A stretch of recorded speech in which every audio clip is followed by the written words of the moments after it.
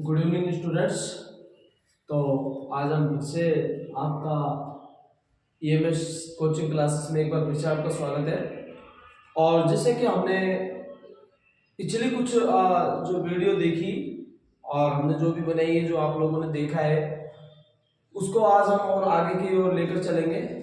और आप सभी का जो ध्यान है वो ज़्यादा से ज़्यादा बोर्ड पर होना चाहिए और ज़्यादा से ज़्यादा फोकस आपको बोर्ड पर रखना है। ठीक है, तो अब हम नेक्स्ट बात करने वाले हैं इसमें कि हमने देखो पिछले जो लेक्चर जो था जनरल साइंस का, उसके अंदर हमने प्रोटीन के बारे में बात की थी। और प्रोटीन में हमने पढ़ा था प्रोटीन के बारे में कि भाई प्रोटीन शब्द किसने दिया था।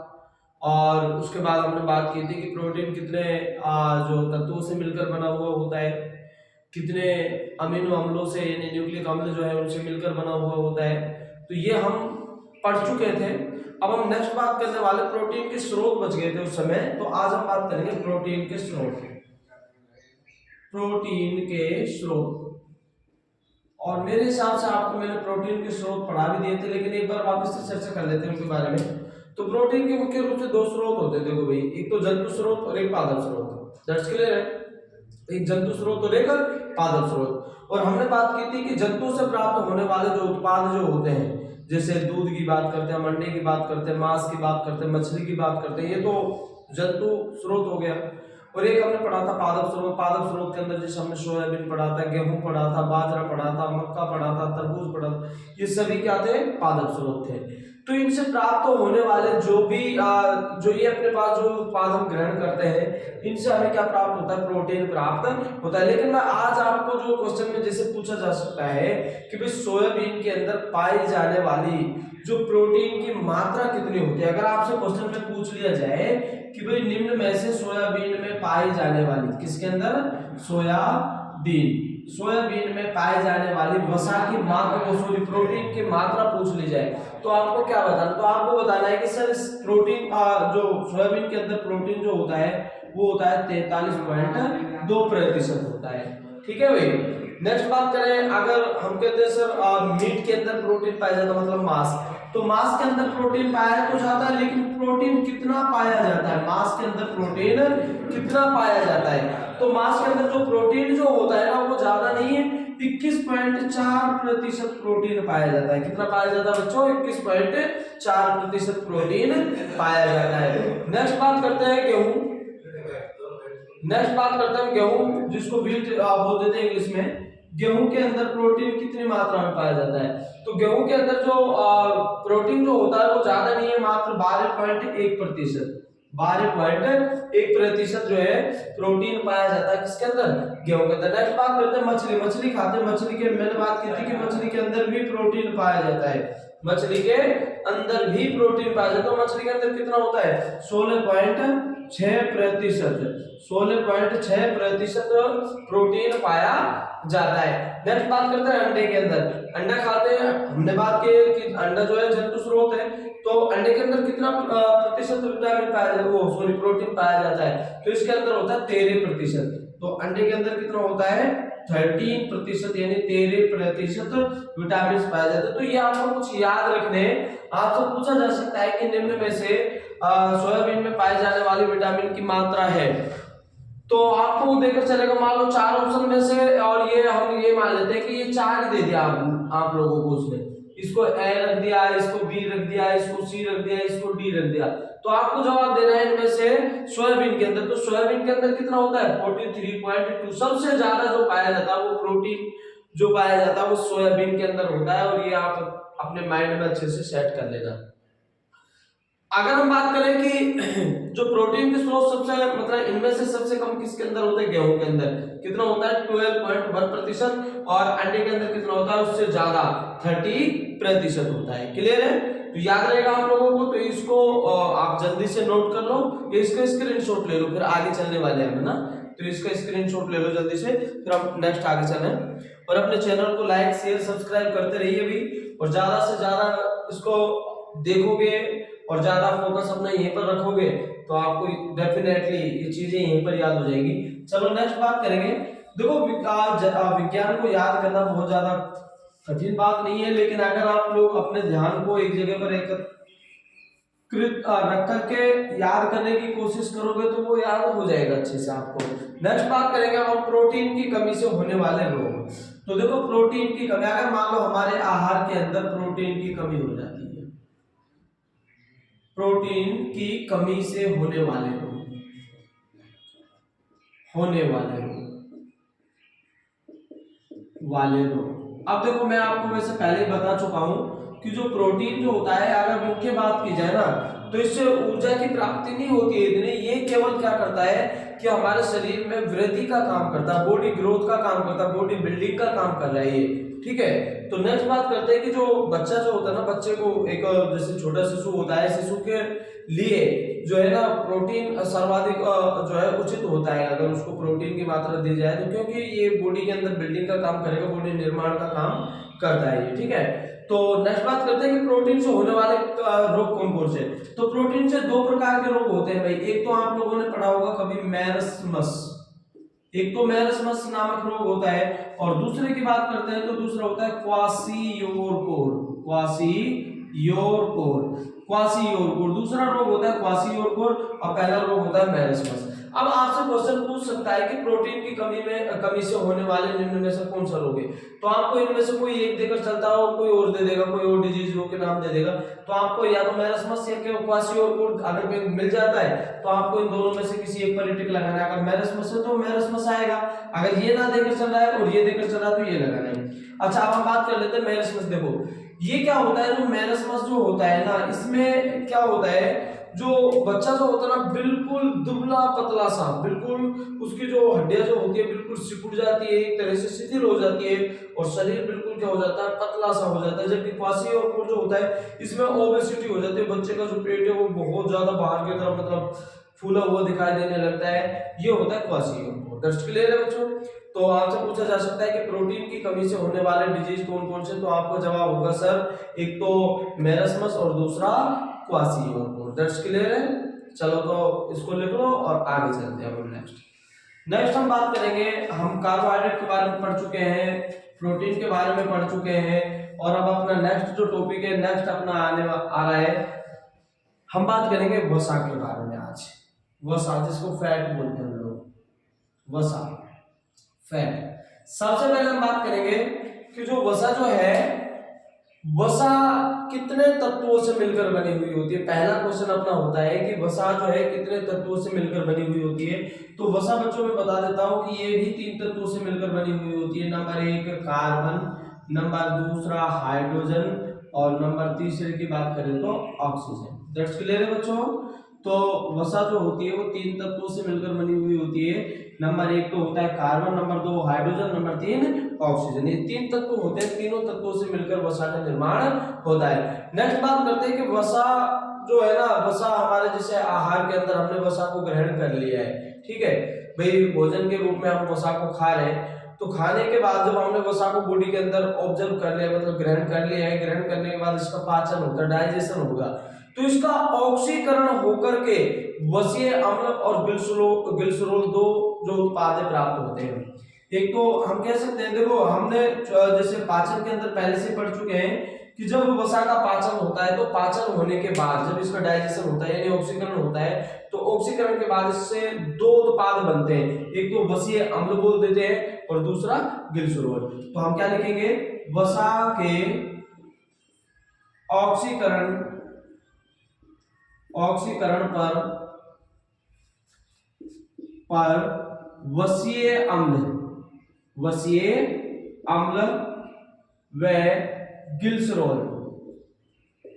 ग्लिसरॉल 2 उत्पाद प्राप्त होते हैं। कितने उत्पाद प्राप्त होते हैं बच्चों, 2 उत्पाद प्राप्त होते हैं। और 2 उत्पाद कौन कौन से, एक तो हम क्या नाम देते हैं जिसको वसीय अम्ल नाम देते हैं, और दूसरा ग्लिसरॉल। तो याद रखना, जब भी वसा का ऑक्सीकरण होगा तो ऑक्सीकरण होकर के इससे 2 उत्पादों का निर्माण होता है, वसीय अम्ल और ग्लिसरॉल का। दैट्स क्लियर है।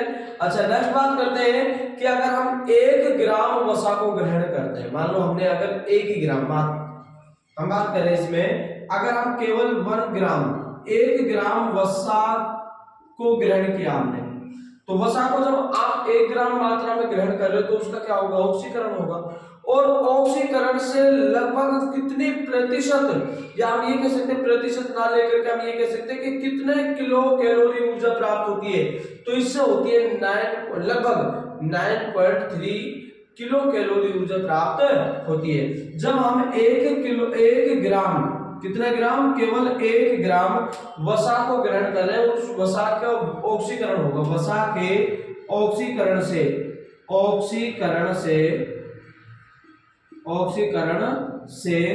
लगभग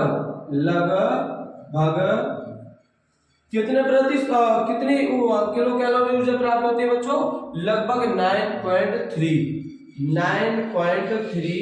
किलो कैलोरी ऊर्जा प्राप्त होती है। दैट्स क्लियर है बच्चों। याद रखना एक चीज और मैं आपको बता देता हूं कि जब कभी हमें आहार के रूप में कार्बोहाइड्रेट नहीं मिलता है, देखो जब हमने कार्बोहाइड्रेट के बारे में पढ़ा था तो मैंने वहां पर कार्बोहाइड्रेट के वर्क बताए थे, कुछ फंक्शन बताए थे, और मैंने वहां पर ये बताया था जो कार्बोहाइड्रेट जो होता है वो हमारी बॉडी के लिए एनर्जी अवेलेबल कराता है, एनर्जी देता है हमारे शरीर के लिए। तो ये भी ध्यान रखना है कि जब कभी हमारे आहार में कार्बोहाइड्रेट की कमी हो जाती है और उसके बजाय अगर हम वसा को ग्रहण करते हैं तो वो वसा जो होती है वो कार्बोहाइड्रेट की अपेक्षा अधिक ऊर्जा प्रदान करा देती है हमारे शरीर को। तो क्वेश्चन आपसे पूछ सकता है कि भाई 1 ग्राम वसा को ग्रहण करने पर कितनी किलो कैलोरी ऊर्जा प्राप्त होती है, तो आपका जवाब होगा सर लगभग 9.3 किलो कैलोरी ऊर्जा प्राप्त होती है। समझ आ गया होगा, क्लियर है। तो आपने इसी प्रकार से, जिस प्रकार से आपको समझ आ रहा है उसी प्रकार से आप अपने चैनल को ज्यादा से ज्यादा लाइक, शेयर और सब्सक्राइब करते रहिए, जिससे क्या है कि हम आपको नेक्स्ट जो है वीडियो डालने वाले हैं आगे भी, जो आपको ऑल कॉम्पिटिशन्स, जितने भी कॉम्पिटिशनों के अंदर जनरल साइंस पूछी जाती है वो जनरल साइंस इन्हीं में से पूछी जाएगी, इनसे बाहर जाने वाली नहीं है। अच्छा, आप जो भी हम इन चीजों को पढ़ा रहे हैं आपको याद रखना, इन्हीं के अंदर से मैं आपको ऑब्जेक्टिव एमसीक्यूज जो क्वेश्चन जो बनेंगे उनको भी मैं यहाँ से समझाने वाला हूँ। उनको कंप्लीट होने के बाद तो आप बस हमारे चैनल के साथ जुड़े रहिए, लगातार वीडियो को देखते रहिए और हम भी आपके लिए लगातार वीडियो डालते रहेंगे, ठीक है बच्चों। तो चलो अब हम आगे नेक्स्ट बात करने वाले हैं कि भाई हमारे शरीर के लिए आवश्यक जो ऊर्जा का कितना प्रतिशत भाग है जो वसा से प्राप्त होता है। क्वेश्चन आपसे पूछ सकता है कि भाई हमारे शरीर के लिए, हमारा जो शरीर है उसके लिए आवश्यक ऊर्जा का कितना प्रतिशत भाग है जो वसा से प्राप्त होता है। देखो हमने कार्बोहाइड्रेट के बारे में पढ़ लिया था, ठीक है, और अब हम पढ़ रहे हैं किसके बारे में, वसा के बारे में। हमने देखा कि कार्बोहाइड्रेट से भी हमारे शरीर को ऊर्जा प्राप्त होती है, और नेक्स्ट मैंने आपको बताया कि जो वसा जो है इससे भी हमारे शरीर को ऊर्जा प्राप्त होती है। लेकिन आपसे ये पूछ सकता है कि ये जो आप वसा ग्रहण कर रहे हो इससे हमारे शरीर को लगभग कितने प्रतिशत भाग जो है ना वसा प्राप्त होती है, वसा से मतलब प्राप्त होगी, ठीक है। तो हमारे शरीर के लिए आवश्यक ऊर्जा का 35% भाग, कितना भाग भाई, 35% भाग। याद रखना, हमारे शरीर के लिए आवश्यक ऊर्जा का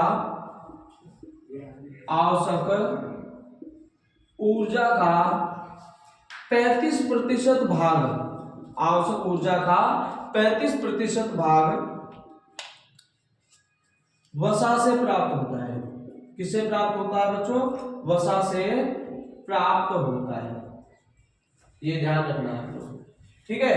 ये इंपॉर्टेंट है, इसमें आपसे पूछ सकता है कि भाई हम जो वसा ग्रहण करते हैं उससे हमारे शरीर को कितने प्रतिशत जो है भाग है वो ऊर्जा मतलब मिलती है। इससे तो आपको बताना 35% भाग जो है ना ऊर्जा जो है वसा से प्राप्त होती है। चलो समझ आ गए हो गए यहाँ तक। नेक्स्ट बात करेंगे हम जो वसा प्राप्ति के स्रोत। भाई वसा आप कहां से प्राप्त करोगे, तो वसा प्राप्ति के स्रोत अब मैं आपको यहाँ पर भी बताऊंगा कि जो जो स्रोत आ रहे हैं उनकी कितनी प्रतिशत भाग होती है, मतलब उनके अंदर वसा कितने प्रतिशत मात्रा में होती है। तो सबसे पहले मैं आपको बात करूंगा, देखो आपने बादाम नाम सुना होगा, तो बादाम जो होता है बादाम से भी आपको वसा प्राप्त होती है। अब आप कहोगे सर बादाम के अंदर कितनी प्रतिशत मात्रा में वसा पाई जाती है, तो इसके अंदर बादाम में होती है 58.9%, 58.9% वसा पाई जाती है बादाम के अंदर। नेक्स्ट बात करने वाला हूं मैं इसमें दूसरे नंबर पर, एक हो गया बादाम, दूसरा आ जाता है मूंगफली। आप खाते हो मूंगफली, है ना? तो मूंगफली जो होती है, मूंगफली के अंदर कितने प्रतिशत वसा पाई जाती है? तो आपका जवाब होगा सर 40%, यानी 40% वसा पाई जाती है। नेक्स्ट बात करें सोयाबीन। देखो याद रखना, सोयाबीन से भी आपको जो है वसा प्राप्त होती है। तो सोयाबीन में कितने प्रतिशत जो है वसा की मात्रा पाई जाती है? तो सोयाबीन में होती है बच्चों इसमें 19.5% है, 19.5% वसा पाई जाती है। नेक्स्ट बात करें, आप चना खाते हो, चना, है ना? नेक्स्ट है चना। चना जो होता है, चने के अंदर कितने प्रतिशत मात्रा में वसा पाई जाती है? तो चने के अंदर होता है बच्चों 5.6% मात्रा। कितनी होती है? 5.6% मात्रा पाई जाती है वसा की चने के अंदर। नेक्स्ट बात करेंगे बेटे मछली, हम लोग खाते हैं मछली। तो मछली जो होती है, मछली के अंदर भी वसा पाई जाती है। तो मछली के अंदर कितनी वसा पाई जाती है? तो मछली के अंदर ज्यादा तो नहीं होती है, बस 1.4%, यानी 1.4% वसा पाई जाती है। तो वापस से एक बार रिवाइज कर लें, ध्यान से समझो। देखो बादाम जो होता है, सर्वाधिक जो वसा पाई जाती है वो बादाम के अंदर होती है। कितनी? 58.9% होती है। उसके बाद मूंगफली जो है, मूंगफली के अंदर 40% होती है। सोयाबीन के अंदर 19.5 यानी 19.5% वसा पाई जाती है। नेक्स्ट बात करें चना, चने के अंदर 5.6% होती है और मछली के अंदर 1.4% वसा पाई जाती है। समझ आया होगा आपको? तो चलो जल्दी से इसका स्क्रीनशॉट लीजिए और अब हम आगे चलते हैं इसके बाद। तो बच्चों आप लोगों ने ये स्क्रीनशॉट ले लिया होगा। चलो अब हम नेक्स्ट बात करेंगे, इसके कुछ मुख्य बातों के बारे में ध्यान से समझते जाना। देखो आप बस ये है कि अच्छे से ज्यादा इसको समझते रहिए। कोई अगर किसी में कोई समझ नहीं आ रहा है आप लोगों को, तो आप अपने नीचे कमेंट बॉक्स के अंदर डाल दो कि सर ये समझ नहीं आया, इसको रिपीट करा दो, तो हम उसको समझा देंगे अलग से ना। चलो नेक्स्ट बात करते बेटे, एक जो सामान्य व्यक्ति, नॉर्मल बात कर रहे हैं इसके अंदर, कि जो एक सामान्य व्यक्ति जो होता है वो प्रतिदिन जो अपना आहार ग्रहण कर रहा है, एक सामान्य व्यक्ति की बात कर रहे हैं हम ना। तो एक सामान्य व्यक्ति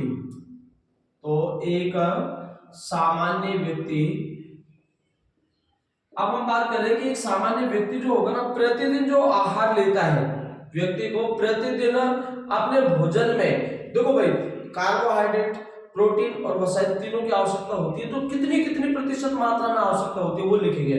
तो एक सामान्य व्यक्ति को प्रतिदिन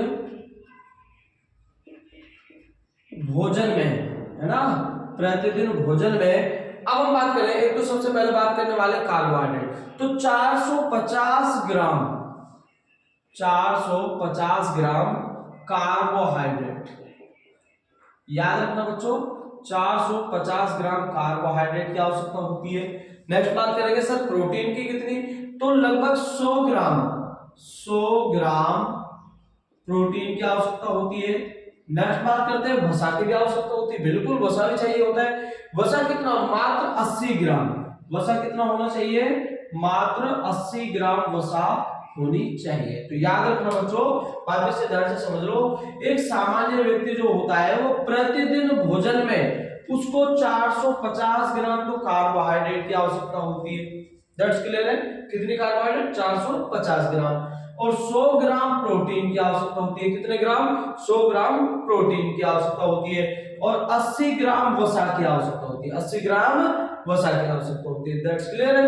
चलो नेक्स्ट बात करते हैं कि अगर कोई व्यक्ति मान लो कठिन शारीरिक परिश्रम करता है, मतलब हार्ड वर्क कर रहा है मान लो कोई, तो सीधी सी बात है कि सर अगर हार्ड वर्क कर रहा है तो उसकी बॉडी के अंदर जो निहित ऊर्जा जो होगी वो ज्यादा खर्च होगी। भाई काम ज्यादा कर रहा है और ज्यादा काम कर रहा है, तो मतलब जिसको हम हार्ड वर्क नाम दे रहे हैं, अगर वो हार्ड वर्क कर रहा है तो काम, मतलब हार्ड वर्क करने में क्या है कि ऊर्जा जो निहित ऊर्जा है वो ज्यादा खर्च होगी। तो अब उसको इन चीजों की आवश्यकता ज्यादा होगी, कार्बोहाइड्रेट भी अधिक चाहिए होगा, प्रोटीन भी अधिक और वसा भी अधिक चाहिए होगा। अब हम बात करेंगे कि कठिन शारीरिक परिश्रम के दौरान, कठिन शारीरिक परिश्रम, जिसको वर्क बोलते हो आप लोग, परिश्रम, वर्क करने वाले व्यक्ति को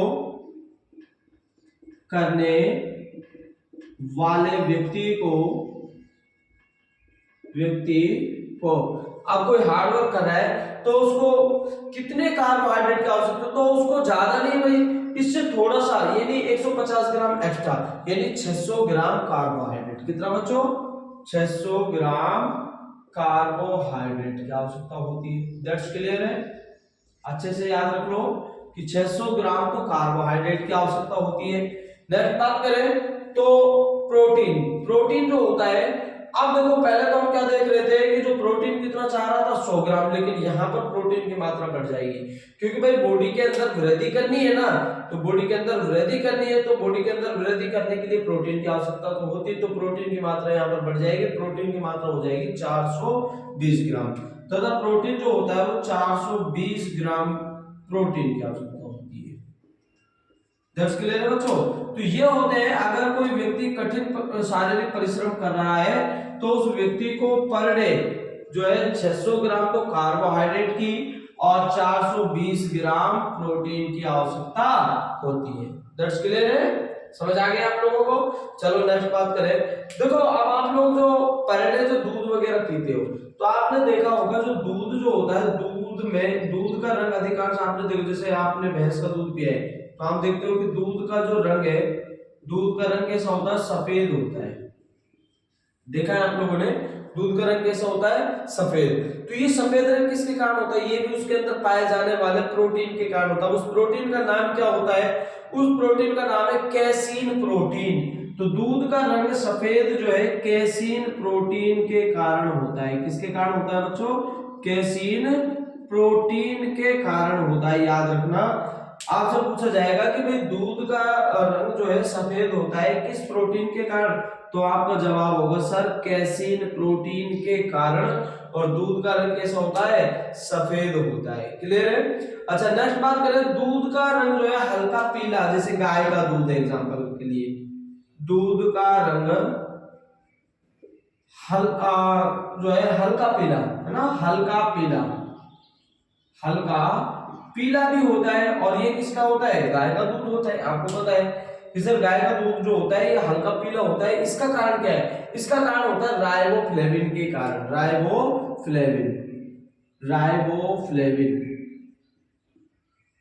राइबोफ्लेविन के कारण होता है। ये एक विटामिन होता है, राइबोफ्लेविन विटामिन होता है, इसके कारण। लेकिन इसमें कुछ जो उत्तरदायी जो होता है, इसके लिए कुछ जो उत्तरदायी होता है वो होता है कैरोटीन भी होता है बच्चों, जो इसके लिए कुछ उत्तरदायी, हम लिख सकते हैं इसके लिए कि सर इसके लिए कुछ उत्तरदायी जो होगा, उत्तरदायी वो कौन होगा? वो हो जाएगा, मैंने अभी आपको बताया क्या, कैरोटीन वर्णक।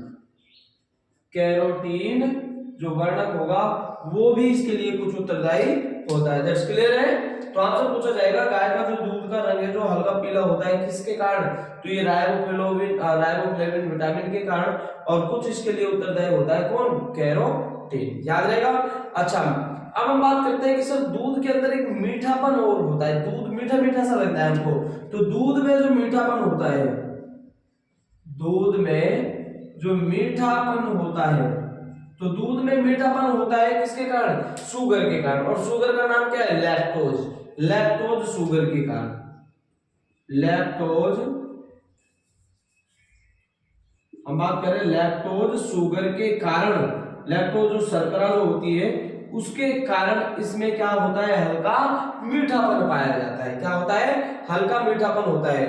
दैट्स क्लियर है? अच्छा अब हम बात करेंगे, अगर कोई व्यक्ति लगातार दूध का ही सेवन कर रहा है, भाई कोई व्यक्ति लगातार दूध का सेवन करता है, मतलब दूध ही दूध पीता है, लगातार दूध का सेवन कर रहा है वो, तो दूध के लगातार जो केवल दूध का सेवन करने से, लगातार दूध का सेवन करने से उसको एनीमिया नामक रोग हो जाता है। ठीक है भाई? केवल दूध के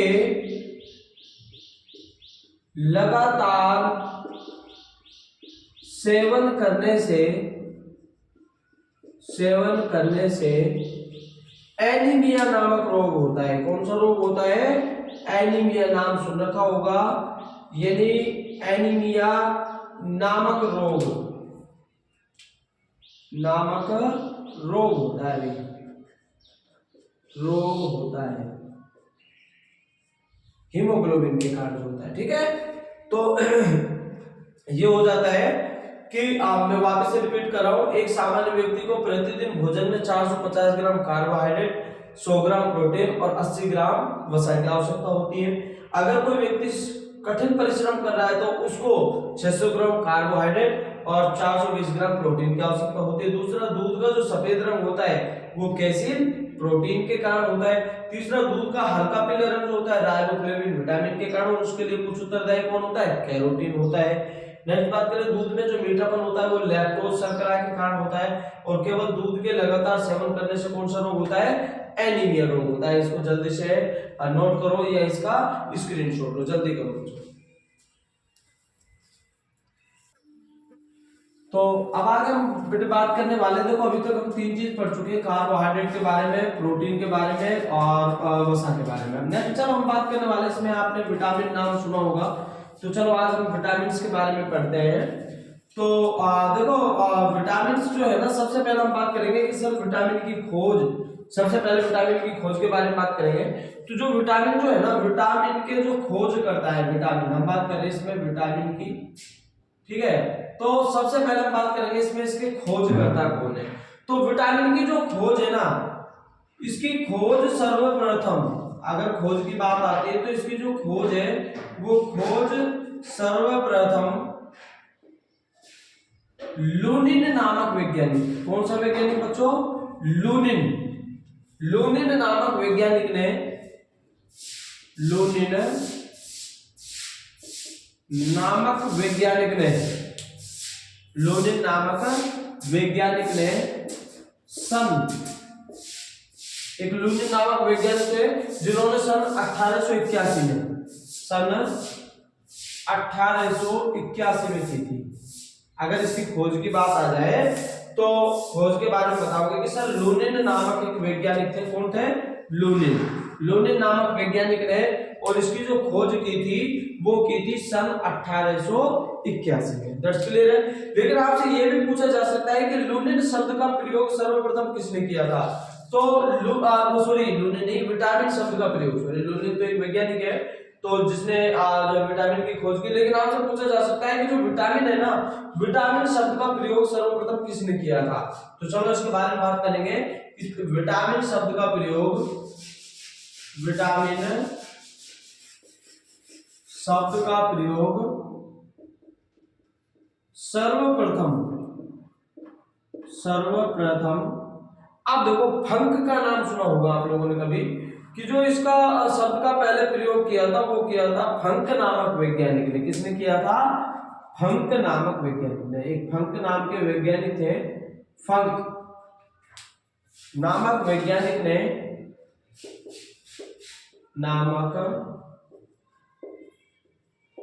वैज्ञानिक ने, अच्छा कब किया था आंसर पूछ सकता है, तो आपको बताना है सर 1912 ईस्वी में, 1912 ईस्वी में, और इसका प्रयोग किया था किसका, विटामिन शब्द का। तो विटामिन शब्द का प्रयोग सर्वप्रथम किसने किया था, तो फंक नामक वैज्ञानिक ने, और सन 1912 में किया था। दैट्स क्लियर है। अब हम बात करेंगे कि विटामिन कितने प्रकार के। चलो तो देखो मैं आपको विटामिन के प्रकार बताऊंगा यहाँ पर, विटामिन के प्रकार। तो चलो अब हम विटामिन के प्रकारों के बारे में बात करेंगे। तो विटामिन देखो बेटे कौन कौन से होते हैं। तो नंबर 1 हम बात करेंगे vitamin A, vitamin A. Number 2 बात करेंगे विटामिन बी, विटामिन बी जो एक कॉम्प्लेक्स होता है, क्या होता है बच्चों, कॉम्प्लेक्स। और कॉम्प्लेक्स के बारे में बताएंगे अभी हम, कॉम्प्लेक्स कौन कौन से होते हैं। विटामिन नंबर तीसरे की बात करें तो विटामिन सी, नंबर 4 की बात करें तो विटामिन डी,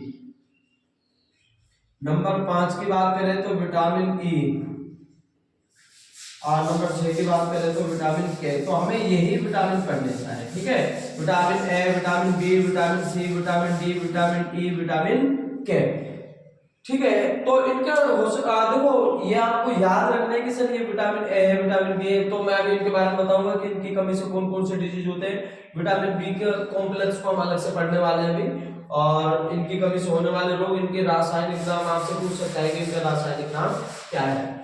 अच्छा, दूसरी बात इसके लिए मैं आपको एक इंपॉर्टेंट बात और बता देता हूँ कि देखो आपको जो ये 6 विटामिन देकर चल रहा है ना, तो आपसे पूछ सकता है कि जल में घुलनशील विटामिनों के नाम बताइए। ठीक है, तो आपसे क्वेश्चन क्या पूछा, आपसे क्वेश्चन पूछ रहा है कि जल में घुलनशील विटामिन कौन से हैं। ठीक है, तो जल में घुलनशील विटामिन कौन से, अब आप क्या बताओगे कि जल में घुलनशील विटामिन कौन से। तो इसके लिए मैं देखो दो नाम बता रहा हूं, दोनों से आप याद रख सकते हो।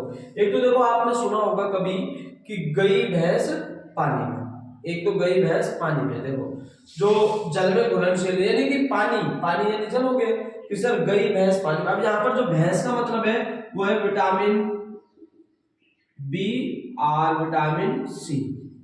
जो विटामिन बी और विटामिन सी है ना, ये दोनों कौन से हैं, जो जल में घुल जाते हैं। जल में घुलनशील जो विटामिन है वो विटामिन बी और विटामिन सी है। आप इसको ऐसे याद रख सकते हो कि सर गई भैंस पानी में, भैंस यानी बी और सी, ये दोनों ही पानी में गए। अच्छा, अब बच गए बाकी जो होते हैं वो सभी क्या है, वसा में घुलनशील।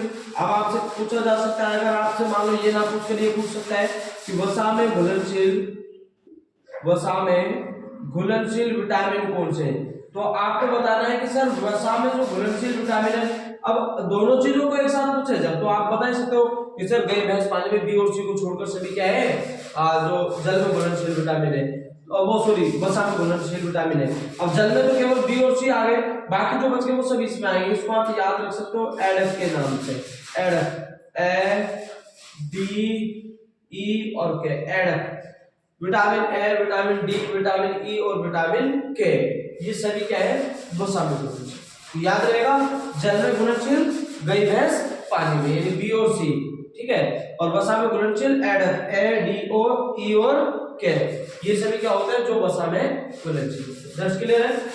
चलो अब आ जाओ नंबर विटामिन ए, नंबर 1 पर बात करें विटामिन ए। तो विटामिन ए जो है बच्चों आपसे पूछ सकता है कि भाई इसका सबसे पहले इसका रासायनिक नाम बताइए। तो इसका जो रासायनिक नाम होता है वो होता है रेटिनोल। क्या होता है बच्चों, रेटिनोल। विटामिन ए का रासायनिक नाम जो होता है वो होता है रेटिनोल। और आपसे कह सकता है कि विटामिन ए की कमी से होने वाले रोग का नाम बताइए।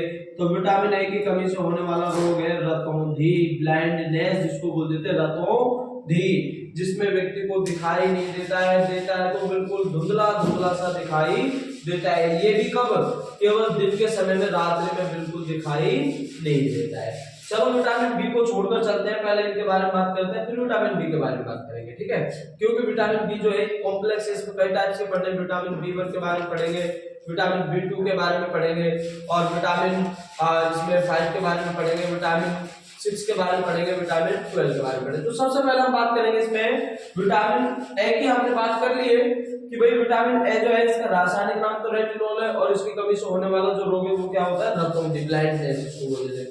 अच्छा, उसके बाद आ जाते हो विटामिन सी। विटामिन जो सी है ना, इसका जो रासायनिक नाम है वो है एस्कॉर्बिक, एस्कॉर्बिक अम्ल।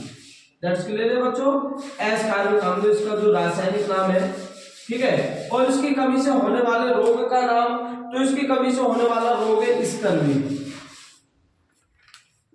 स्कर्वी नामक रोग है। स्कर्वी नामक रोग जो है वो विटामिन सी की कमी से होता है। और विटामिन सी की कमी से स्कर्वी जो रोग है ना, इसमें क्या होता है, जैसे आपने दांत मसूड़े जो होते हैं ना, मसूड़े गर्द, मतलब जहाँ पर दंत अपने धसे हुए होते हैं गर्दों में, उसको मसूड़े बोल देते हैं। तो मसूड़ों से ब्लड आना शुरू हो जाता है, मतलब मसूड़ों से ब्लड आता है, इस प्रकार से ये स्कर्वी की पहचान है। उसके बाद बात करेंगे विटामिन डी। विटामिन डी का जो रासायनिक नाम है वो है कैल्सीफेरोल। क्या नाम है, कैल्सीफेरोल, कैल्सीफेरोल। कैल्सीफेरोल किसका नाम है, विटामिन डी का रासायनिक नाम है। अब आपसे पूछ सकता है कि विटामिन डी जो कैल्सीफेरोल जिसका रासायनिक नाम है, इसकी कमी से होने वाला रोग, तो इसकी कमी से होने वाला रोग है बच्चों रिकेट्स। रिकेट्स नामक रोग इसकी कमी से होने वाला रोग है, रिकेट्स। ठीक है, तो ये जो रिकेट्स जो होता है ना, इसमें इसकी पहचान क्या है, इसकी पहचान ये बच्चों आपको ये ध्यान रखना है कि इसमें जो अपने पैरों की या हाथों की जो अस्थियां होती है ना बिल्कुल शिथिल हो जाती है और शिथिल होकर के मुड़ने लग जाती हैं, मुड़ जाती हैं ये, ठीक है, जिसको रिकेट्स बोलते हैं। नेक्स्ट बात करेंगे विटामिन ई। नेक्स्ट बात करें विटामिन ई। तो भाई विटामिन ई जो है ना इसका रासायनिक नाम क्या है? तो इसका रासायनिक नाम है टेकोफेरोल या टोकोफेरोल कह देते हैं, टेकोफेरोल, टोकोफेरोल, टोकोफेरोल इसका जो रासायनिक नाम है। अब बात करेंगे इसकी कमी से होने वाला रोग। तो इसकी कमी से होने वाला रोग है जनन क्षमता में कमी आना, मतलब बांझपन, एक तरह से कह देंगे सर बांझपन, बांझपन, ये इसकी कमी से होने वाला रोग है बच्चों बांझपन, जिसको कह देते हैं सर जनन क्षमता में कमी, जनन क्षमता में कमी आना। दैट्स क्लियर है बच्चों। तो जनन क्षमता में कमी आती है किसके द्वारा?